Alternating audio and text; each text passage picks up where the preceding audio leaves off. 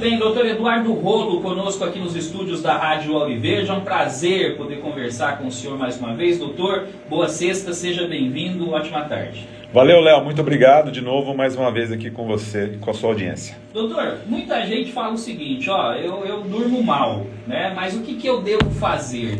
Doutor, eu pergunto para o senhor, qual que é o caminho, como que é feito o diagnóstico correto para o paciente descobrir se ele tem uma insônia, ou se ele tem ronco, ou se ele tem apneia do sono, ou se é tudo junto? Então, Léo, você colocou muito bem.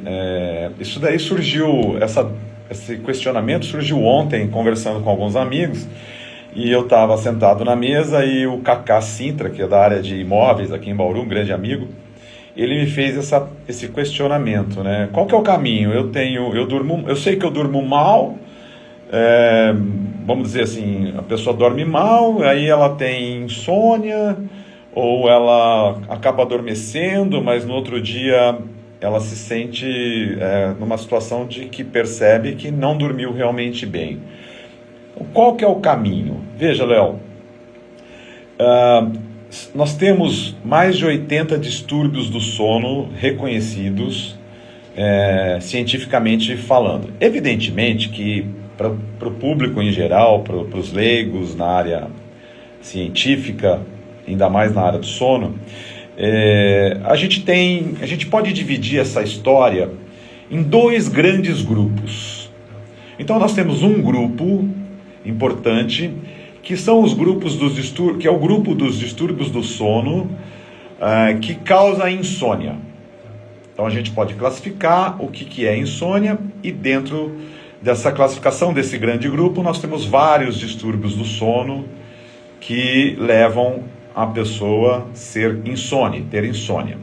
O outro grande grupo seria o grupo dos distúrbios do sono que causam sonolência excessiva, em demasia, diurna, durante o dia. Após ao acordar, a pessoa se sente sonolento, possivelmente acaba tendo mais facilidade para adormecer em locais que não deveria dormir, em locais inadvertidos, como por exemplo numa reunião de negócios, de trabalho, no trânsito, no cinema, sentado num banco, num sofá, em qualquer lugar, e a pessoa dá aquela pescada, ou isso não acontece, mas ela se sente com sonolência diurna excessiva. Então, são esses dois grandes grupos de distúrbios do sono que nós temos para classificar. Porém, então a pessoa ou ela tem um distúrbio de sono do tipo insônia,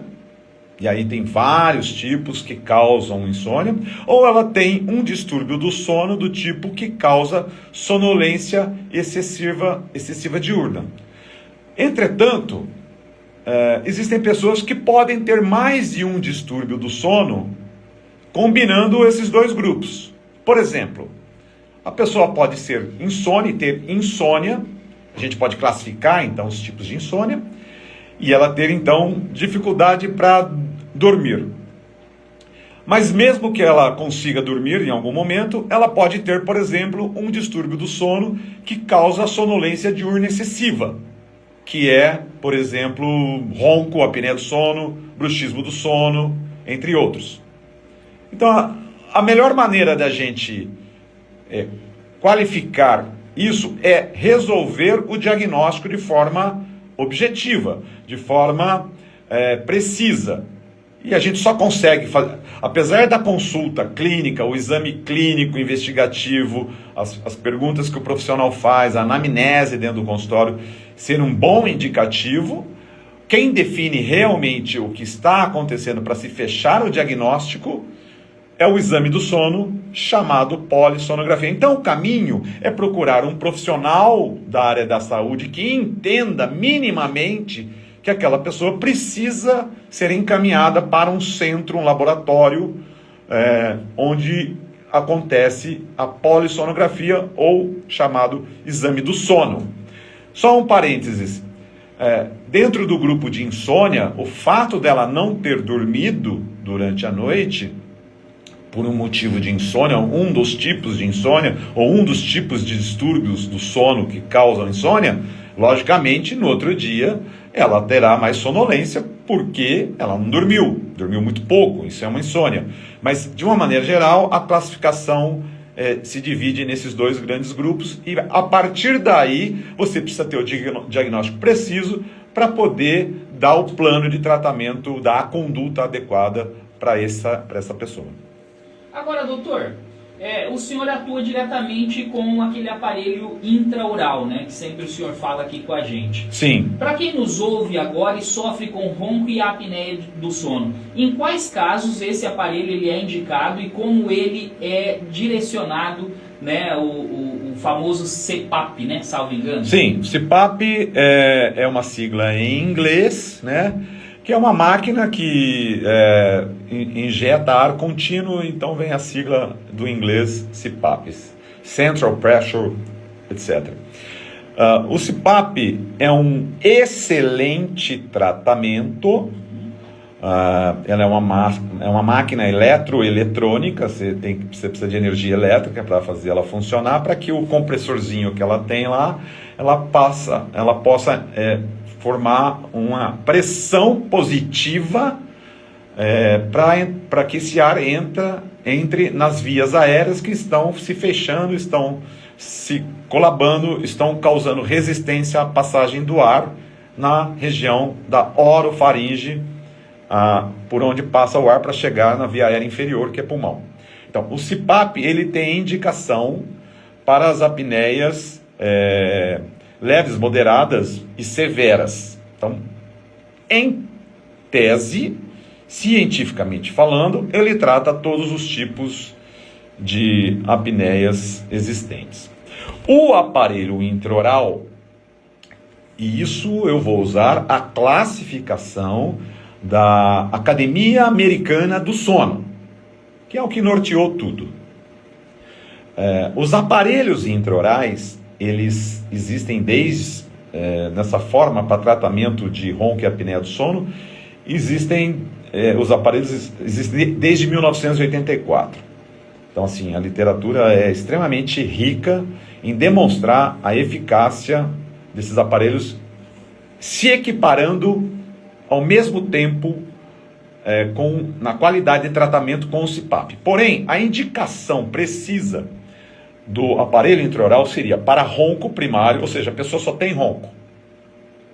Ou então, ronco acompanhado de apneia leve, moderada, seria a indicação primária. Porém, a classificação da Academia Americana do Sono também indica o aparelho intraoral para as apneias severas, naqueles casos em que o paciente... É desse jeito a descrição da classificação de indicação de tratamento da Academia Americana do Sono. Eu repito, o aparelho intraoral pode ou deve ser, está escrito dessa maneira, pode ou deve ser indicado para os pacientes que não toleram ou não toleraram, não aceitam o uso do CPAP, vírgula. Portanto, algo deve ser feito para esse paciente, que se faça, pelo menos, o aparelho intraoral para os casos severos.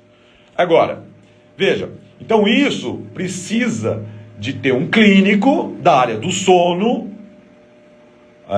que saiba reconhecer toda essa situação que vai ser determinada pelo exame polissonografia, e aí então o profissional saberá indicar qual é a melhor conduta de tratamento, qual é a melhor terapêutica para ronco e apneia do sono, se é CPAP ou se é aparelho intraoral. Existe uma outra possibilidade, que é uma possibilidade mais complexa, que é a combinação dos dois tipos de tratamento. E ainda mais, existe uma subdivisão nesse combinamento, que seria, primeiro, quando o paciente usa CPAP por alguns dias na semana e troca para o aparelho intraoral por outros dias na semana, como por exemplo quando vai viajar ou quando é um final de semana que ele não transportou o CPAP e vice-versa. Segundo, B, letra B. Alguns casos, o paciente necessita do uso do CPAP e do aparelho intraoral combinado, conforme decisão terapêutica do profissional da saúde da área de sono. Então, a classificação é essa. Agora, doutor, me conta uma coisa. Muita gente, por conta desse sono fragmentado, acaba não fazendo diagnóstico e tomando medicação por livre e espontânea vontade, então é automedicação, para induzir o sono. E muitas vezes essa medicação ela é pesada. Quais os danos que isso pode causar na vida de uma pessoa que não é diagnosticada e mesmo assim induz o sono através de medicamento forte? O dano é a pessoa ter, por exemplo, um distúrbio respiratório do sono importante. Veja, importante é qualquer um, porque pode ser ronco, pode ser apneia leve, não é porque é leve que não é importante. Então, porque, por exemplo, só o ronco por si só, excluindo a apneia e qualquer outro fator de risco para doenças cardiovasculares, o ronco pode provocar AVC. Então, vamos parar com essa história de que porque é leve, não vai causar efeito deletério, efeito ruim, desfecho ruim para o paciente. Então, a pessoa pode, por exemplo, então, apresentar essa confusão de noite mal dormida, eu não consigo dormir, eu durmo pouco, eu acordo, eu tenho uma insônia, aí a insônia pode ser de início do sono, a insônia pode ser de manutenção do sono, ou a insônia pode ser de despertar antes do tempo do sono. A pessoa vai dormir meia-noite e acorda 4 horas da manhã, quer dizer, despertou antes do tempo, dormiu pouco. Ou não consegue dormir, passou de meia hora na cama e não consegue dormir, passou de 15, 20, 30 minutos, não consegue dormir. Ou no meio da noite acorda e fica acordado e tem dificuldade para voltar a dormir. Então seria a insônia mais ou menos de 3 tipos aí. Aí ela chega no profissional, e aí ela relata que além dessa dificuldade de insônia, logicamente, ela está cansada no outro dia, porque não dormiu. E aí o profissional prescreve medicação farmacológica, farmacoterapia, para induzir sono. Por exemplo, os antigos benzodiazepínicos, que tem seu papel numa série de situações, mas enfim, essas medicações, e mesmo os benzodiazepínicos da década de 90 para cá, as drogas do tipo Z, como Zopiclone, Zolpidem, Stilnox, nomes comerciais, etc., esses indutores do sono,